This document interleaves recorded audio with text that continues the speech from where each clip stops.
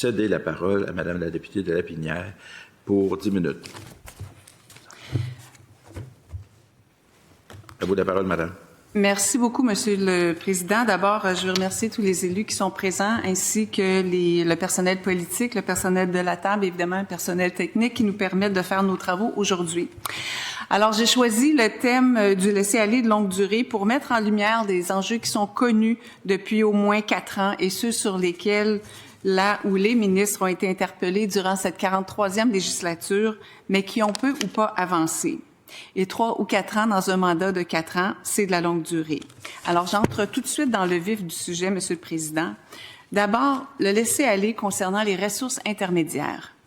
Elles hébergent plus de 20 000 personnes vulnérables, dont 60 % environ sont des aînés et 40 % sont des personnes qui souffrent d'une déficience intellectuelle, déficience physique, de troubles de santé mentale ou de toxicomanie. Elles sont régies par une entente cadre qui a été signée en 2020 pour 5 ans. Il y a un volet immobilier, il y a un volet pour les opérations. Elles ont lancé un cri du cœur, les ressources intermédiaires, en 2024 et en 2025 en raison des hausses de coûts post-pandémie. Le gouvernement a été affecté, les familles ont été affectées par la hausse des coûts après la pandémie. C'est la même chose pour les ressources intermédiaires. Les salaires ont augmenté, les coûts de nourriture, les coûts de fourniture, les taux hypothécaires pour certains ont augmenté. Elles ont lancé un cri du cœur aussi en constatant l'absence de réponse aux appels d'offres pour construire de nouvelles places en ressources intermédiaires, donc pour le développement de ressources intermédiaires. À l'époque, le ministre des Services sociaux s'était dit ouvert à regarder le volet immobilier avant la fin de l'entente, mais la CAQ, qui avait le gros bout du bâton puisque l'entente n'était pas terminée, a vite fermé la porte à rouvrir l'entente avant son échéance, alors que les ressources intermédiaires se débrouille ou bien qu'elle ferme. La CAQ a laissé les choses aller et la situation s'est détériorée.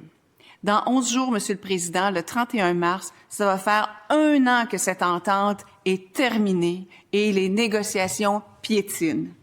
Ça avance pas à pas de tortue, ça glisse à peine comme un escargot. Il y a très, très peu d'avancement dans ces négociations.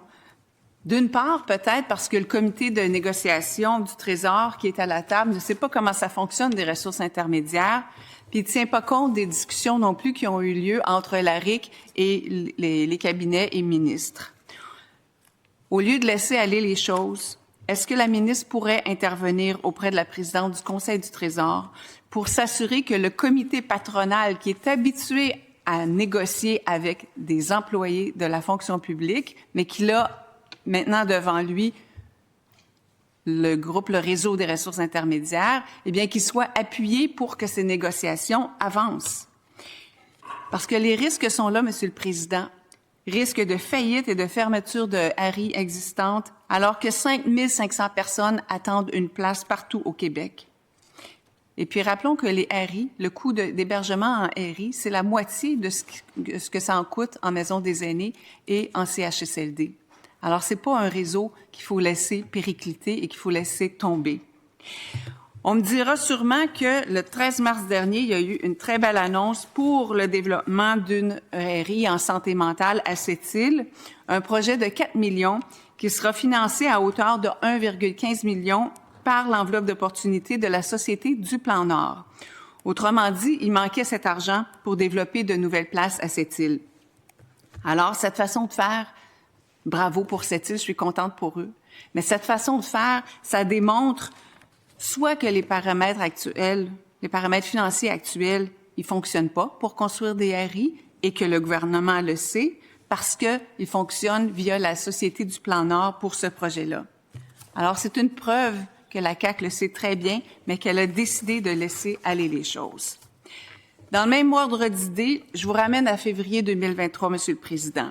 Je m'inquiétais à ce moment-là, imaginez-vous, de la fermeture de 122 RPA en 2021-2022. Alors, j'ai déposé une demande de mandat d'initiative à la Commission des relations avec les citoyens pour qu'il y ait une commission parlementaire qui soit convoquée pour se pencher sur les enjeux de fermeture et de conversion de RPA et que la commission entende les groupes concernés.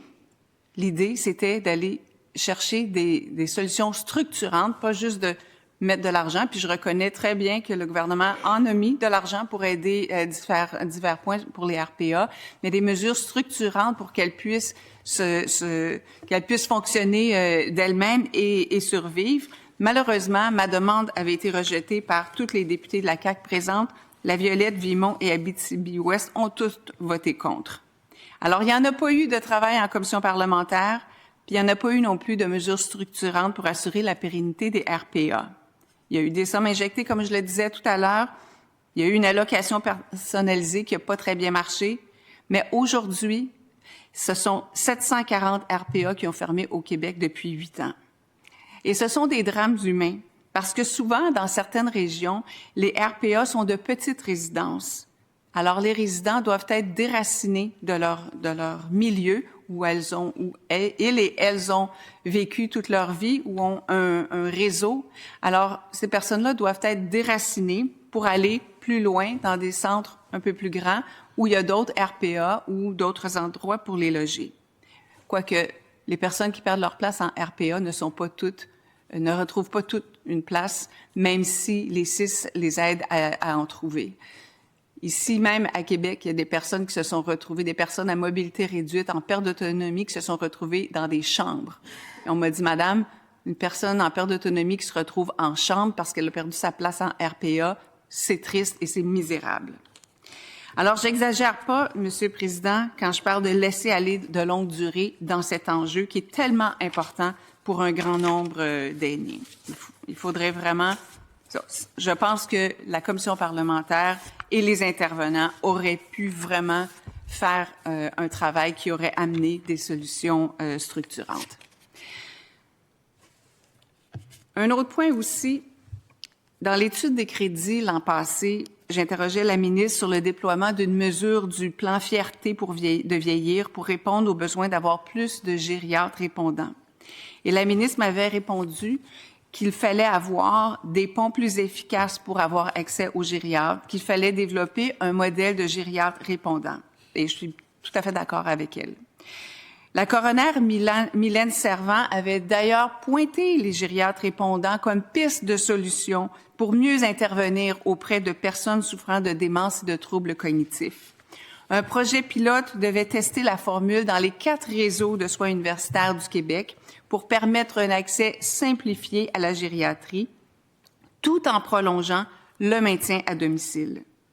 Maintenant, ce projet était financé par l'IPAM, l'Institut de la pertinence des actes médicaux, et cet institut a été aboli dans la loi 1. Alors, ma question, j'aimerais que la ministre nous indique qui va financer ce projet de gériatre répondant, parce que c'est peut-être quelque part et je le sais pas. Alors, c'était une enveloppe d'un peu moins de 5 millions de dollars pour ces projets pilotes de gériatres répondants.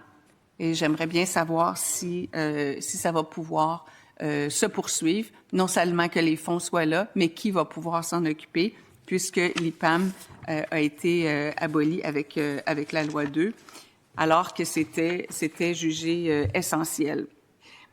D'ailleurs, le projet pilote de gériatre répondant devait permettre à un médecin de famille, à une infirmière ou à une équipe de CLSC de contacter rapidement un médecin gériatre ou une infirmière spécialisée en gériatrie en cas complexe.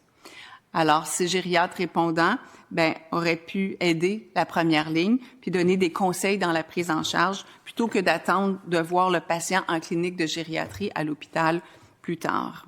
D'ailleurs, ce projet-là devait ultimement aider les personnes âgées à demeurer plus longtemps à domicile. Et c'est justement l'objectif de la politique nationale de soutien à domicile qui a finalement vu le jour en janvier dernier, que de garder les gens à domicile le plus longtemps, de leur offrir des conditions. Il faut pouvoir leur offrir les conditions pour atteindre cet objectif-là. Et le fait d'avoir des gériatres répondants pourrait vraiment aider à cela. Alors, j'aimerais savoir si le financement et la coordination de ce projet pilote vont être au rendez-vous ou si tout simplement c'est un projet qui est mort et enterré et qui ne pourra pas contribuer au maintien à domicile des personnes aînées. Alors, Monsieur le Président, cela fait le tour de ma déclaration d'ouverture et comme vous avez vu, j'en ai profité pour pouvoir aborder plusieurs sujets d'entrée de jeu. Merci. Vous avez mis la table, effectivement.